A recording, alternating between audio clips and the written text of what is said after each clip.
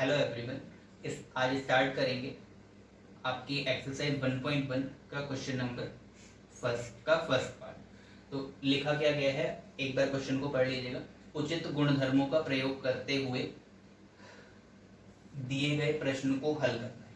तो अब उचित गुणधर्म कौन कौन से, तो आपने गुणधर्म इस चैप्टर में कौन से पढ़ रखे हैं? क्रम विनिमय नियम, साहचर्य नियम, या वितरण का नियम, या संवृत नियम। तो इन नियमों का प्रयोग करके हमें जो प्रश्न दिया है इसको हल करना है।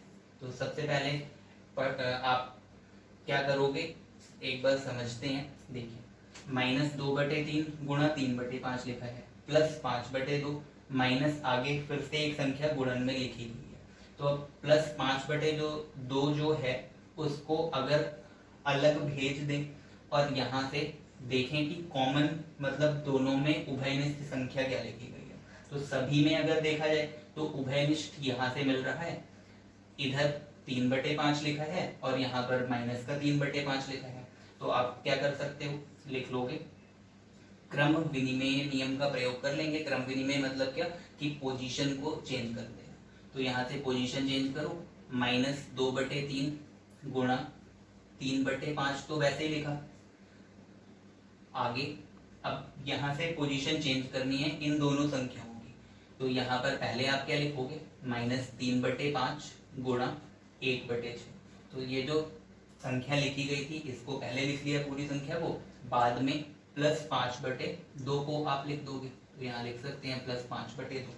अब आगे अगर समझना है, और हाँ यहाँ पर लिख लेंगे क्रम विनिमय नियम से, यार इतना लिख लो, क्रम विनिमयता से ऐसा किया गया। अब इसके बाद अगर देखा जाए तो दोनों में क्या बोला था कि उभयनिष्ठ एक संख्या है, और उभयनिष्ठ संख्या है क्या, तो वो 3/5।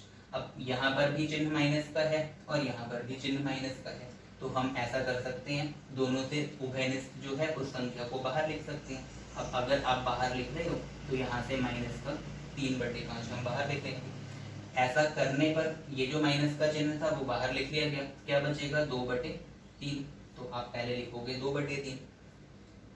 माइनस और माइनस होता क्या है, प्लस, तो बीच में चिन्ह कौन सा आएगा, प्लस का।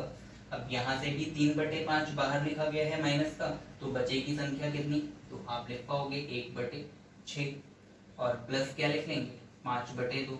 अब नियम कौन सा यूज किया गया है, तो यहाँ से शायद समझ में आया होगा, हमने एक गुणधर्म पढ़ा था a गुणा b प्लस सी, अगर कहीं लिखा है तो वो किसके बराबर होता है, a गुणा b प्लस a गुणा सी के।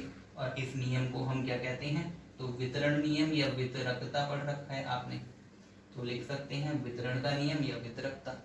अब इसकी हेल्प से हमने क्या किया, ये जो राइट हैंड साइड की फॉर्म में ये संख्याएं लिखी हुई थी उसको लेफ्ट हैंड साइड में बदल दिया है।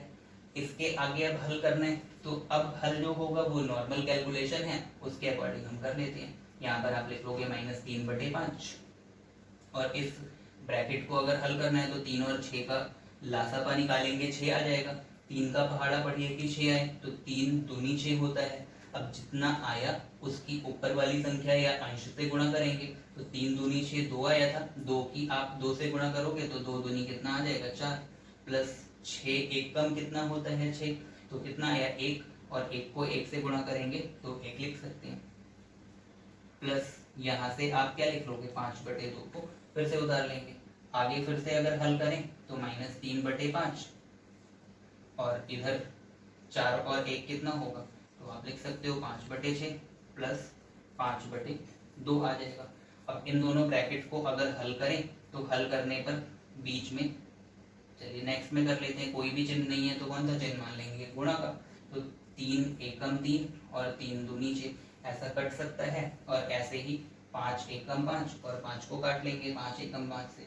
तो यहाँ पर क्या बचेगा, आप लिख सकते हो, हल करने पर इधर चिन्ह माइनस का था तो माइनस का लगाएंगे, 1 गुणा 1 कितना आता है 1 के बराबर, और 2 की 1 से गुणा करेंगे तो बटे कितना लिखोगे 2 आ जाएगा, प्लस क्या लिखी हुई है संख्या 5/2। अब हर में दोनों जगह 2 लिखा है तो लासापा कितना लिखेंगे हम 2 के बराबर, तो 2 एकम 2, तो अंश में यहाँ -1 आ जाएगा, प्लस 2 एकम 2, तो अंश में 5 है तो 5 एकम कितना होगा 5। अब इसको भी हल कर लें तो माइनस और प्लस कितना होता है, माइनस मतलब घटाना है, तो 5 से 1 को अगर घटाएंगे तो बचता कितना है 4, और बटे कितना लिखोगे 2। अब बड़ी संख्या पर चिन्ह कौन सा है, तो बड़ी संख्या 5 है और उस पर प्लस का चिन्ह है, तो प्लस 5 होगा, तो यहाँ प्लस का ही चिन्ह लगना था। अब अगर इसको भी हल करते हैं तो 2 एकम 2 और 2 दूनी 4, तो आप क्या लिख सकते हो 2/1, या उत्तर जो होगा वो 2 के बराबर आ जाएगा।